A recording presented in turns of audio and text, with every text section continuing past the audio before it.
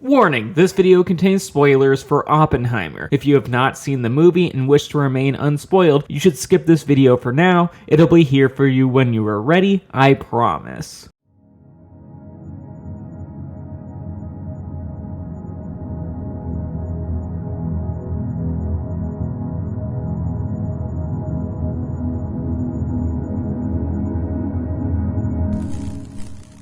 Part 1. Oppenheimer is about the ownership of guilt. While this great Christopher Nolan directed film is a historical biopic that technically covers the creation of the atomic bomb, the movie is overall about who gets to claim responsibility over that destructive legacy. A legacy that ended the lives of hundreds of thousands of people and started a new approach to geopolitical conflict in regards to nations that have weapons of mass destruction, i.e. the Cold War, which was scary as shit, for reasons that I'm about to explain quite extensively in this video essay series. In fact, today's video is a lot of necessary recap that I need to go over in regards to some of the film's themes and narrative messaging. Themes and narrative that feature a fair few people either trying to claim the A-bomb's legacy for themselves or at least downplay Oppenheimer's overall influence on that said legacy in order to boost their own. Because even though yes, physicist J. Robert Oppenheimer spearheaded research and progress for the Manhattan Project, i.e. the scientific team that led to the A-bomb's creation, and the movie ultimately portrays Oppenheimer as the person most responsible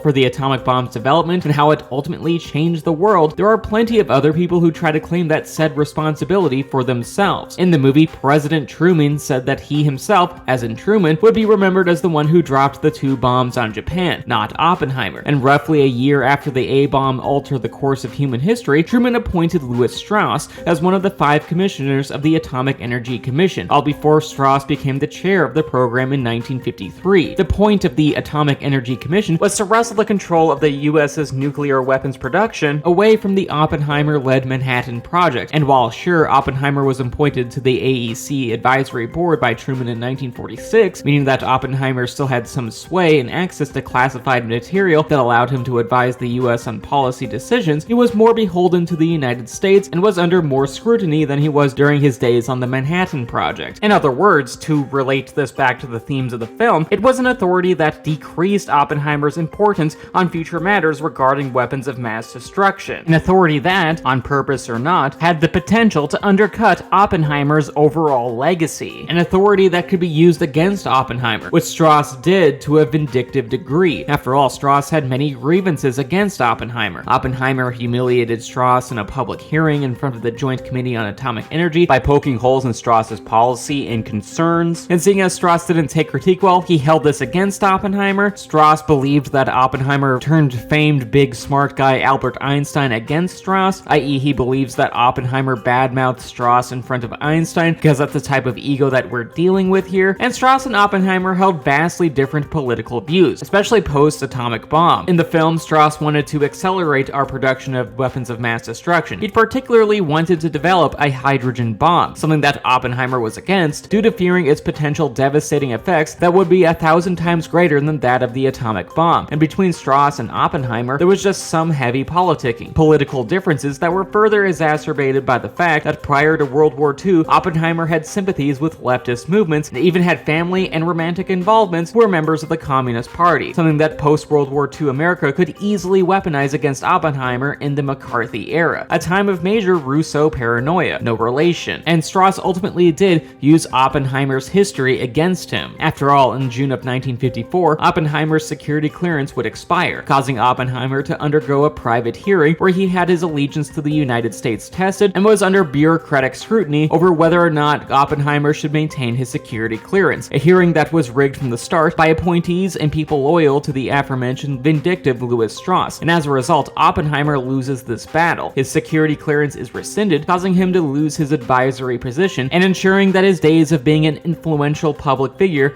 were over. To paraphrase a Strauss quote in the movie, the United States fought Oppenheimer, and the United States won. Strauss's ousting of Oppenheimer was symbolic. While sure, Strauss screwed over Oppenheimer because Strauss is a petty little shit pickle, Strauss removing Oppenheimer from the equation means that Oppenheimer becomes an anecdote to Strauss's legacy rather than the other way around. That while Oppenheimer was instrumental to the creation of the atomic bomb, he only becomes a part of America's march towards bigger and deadlier weapons in the agency chaired by Strauss. In the movie, Strauss proved he was bigger than Oppenheimer, or at least he did for a time, because now, both in the movie and historically speaking, for better or for worse, people correlate WMDs with Oppenheimer, not Strauss. If anything, the threat of mutually assured destruction and mass genocide is more a result of Oppenheimer's work rather than Truman's or Strauss's, that this is ultimately Oppenheimer's legacy. To be continued in part 2.